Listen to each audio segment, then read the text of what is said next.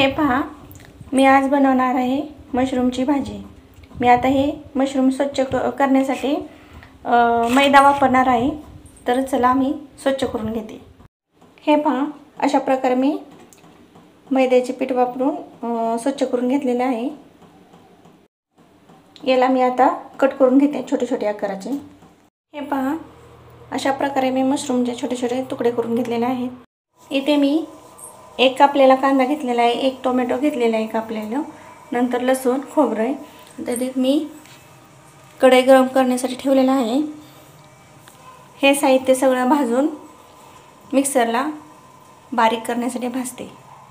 इथे मी लसूण, कांदा, टोमॅटो, आलं, खोबरे आणि कोथिंबीरची पेस्ट घेतलेली आहे। इथे थोडेसे मटर सोलून घेतलेले आहे। तर इथे गरम मसाला, हळद 1 चम्मच, मीठ 1.5 चम्मच आणि कमालपत्र, दालचिनी आणि घरचं काळं तिखट आणि तांबडं तिखट 1 चमचा घेतलेला आहे। तर इथं तेल गरम केलेलं आहे मी, त्याच्यामध्ये मी कमालपत्र, दालचिनी टाकते। नंतर मी हे पेस्ट टाकून हलवते थोड्या वेळ। तर इथं लालसर अशी पेस्ट भाजलेली आहे।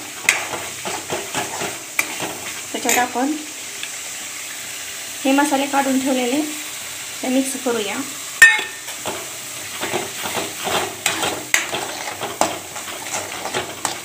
मस्त असं एकजीव हलवून घेऊया।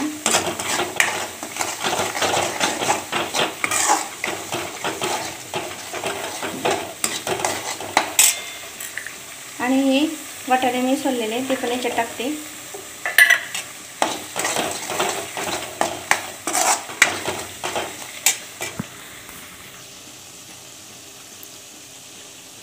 आणि इथे थोडेसे मी वाटणमधलं पाणी टाकते।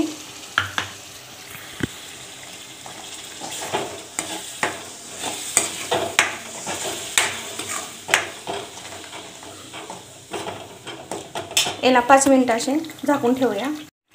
हे पहा, आपला चांगला असा मसाला परतून झालेला आहे आणि त्याच्यामध्ये मटर पण शिजलेला आहे।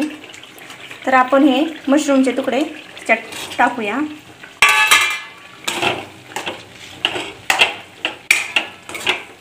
आणि मस्त असे एकजीव करून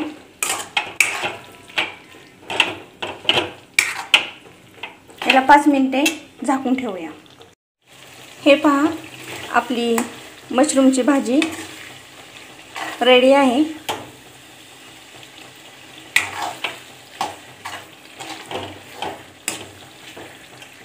आपली मशरूमची भाजी रेडी आहे। तर कशी वाटली ते तुम्ही कमेंट बॉक्समध्ये सांगा। माझा व्हिडिओ आवडला असला तर लाईक, शेअर, सबस्क्राईब करायला विसरू नका।